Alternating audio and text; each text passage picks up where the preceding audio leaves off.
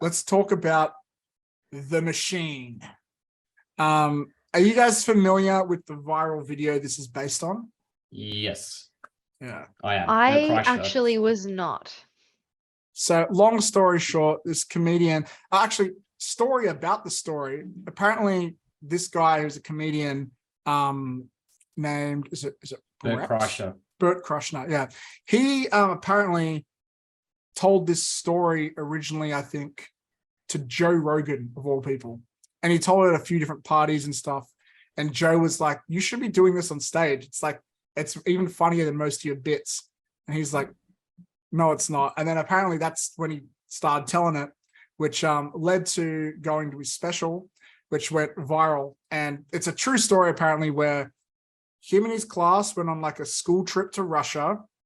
He accidentally, and like they were escorted by the Russian mafia because they like owned everything. And the idea was they were paying the mafia to protect them from, I guess, other mafia or something.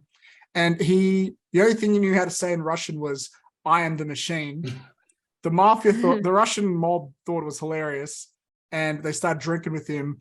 They later decided to rob his class, and he helped them because he was friends with them. And yeah, he just became, they were just like, did he rob a train? I thought it was they robbed a train. I think it was the class on the train, I think. Yeah. And everyone was like, what the hell do we do? And so this film is a supposed sequel to that, where it looks like he has to return to Russia to help recover some stolen item and teach Russia how to party. That's amazing. I was excited the second I saw Jimmy Tatro because I love him. And I just love that they cast him as well because he made his whole career from YouTube and like, you know, going viral on there. So I thought that was a nice little choice. I did not know he was a YouTuber. This was cool. Yeah, he was. Yeah, he's my YouTuber.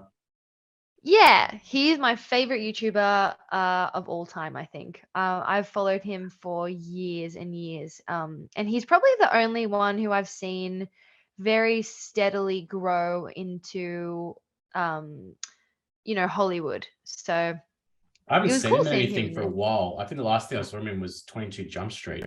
See, that's where I know him from. Yeah. But don't worry, I'm sure Logan Paul will be headlining blockbusters any minute now. Yeah. Yeah, probably. We can't seem to escape that. He's gone a long rad. He's gone YouTube, WWE. Now he will go to movies. Yeah, he'll go to mainstream movies. That seems to be the path nowadays. If you're a muscular male, the only way you can get into Hollywood is by if you wrestle first. True.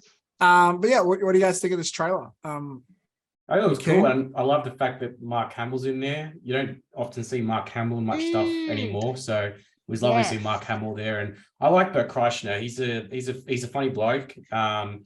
He's always in that group of like him, Joe Rogan, Tom Segura, all those kind of guys, and they're all quite humorous. I think it'd be great.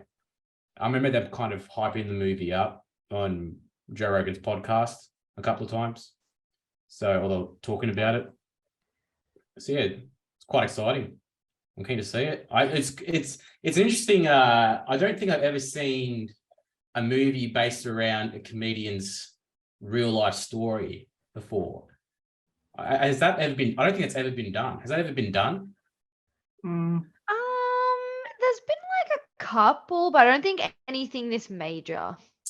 The Big Sick is based on a true story, but that's more of an adaptation, I guess, than but the actual subject is in his own. Yeah, no, it's a fictional story that takes place after a real story. And that I think is pretty unique. I guess you could argue Cocaine Bear, kind of, but that's just inspired. Yeah, but they didn't use the actual bear. Yeah. That is true. That is true. Yeah, it's a really bizarre situation, but I guess like that's what Hollywood does. It looks for stories outside of just write a script.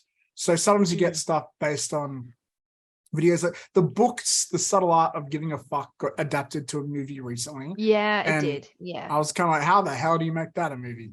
But yeah, it's interesting how some of these stories become films and stuff like that. Yeah. Mm. Look, for me, it's just like I love comedy movies, and we don't get a lot of them these days. So I will watch whatever I can. I hope it's good. It's funny seeing Mark Hamill in a project like this, but he's been popping up in all sorts of other weird things. Like he voiced Chucky in the Child's Play movie. He's such a cool guy. I really, really like him, and I want to be his friend. I just Me haven't too. really seen him in much besides Star Wars. Like I know he does Joker and in the Batman animated movies, but like I personally, besides Star Wars, I haven't really seen him in that much. Yeah, I think he's one of those actors where it's like, you know how some actors, like they just get known for this one role. It's hard for them to break away from that. Yeah. I think he's one of those. I think Harrison Ford was the only one in the original trilogy that kind of broke away from being just known as their Star Wars character primarily. Yeah. I mean, like how many other projects or characters do you think Carrie Fisher played where she wasn't playing herself? Apparently she was amazing behind the scenes when it came to writing. But then, a lot of these other actors too, like even Daisy Ridley, who played Rey. I've barely seen her in anything, which blows my mind because you'd think like she headlined pretty much the biggest franchise ever. Well, actually, I read an interview where she said she struggled to get work.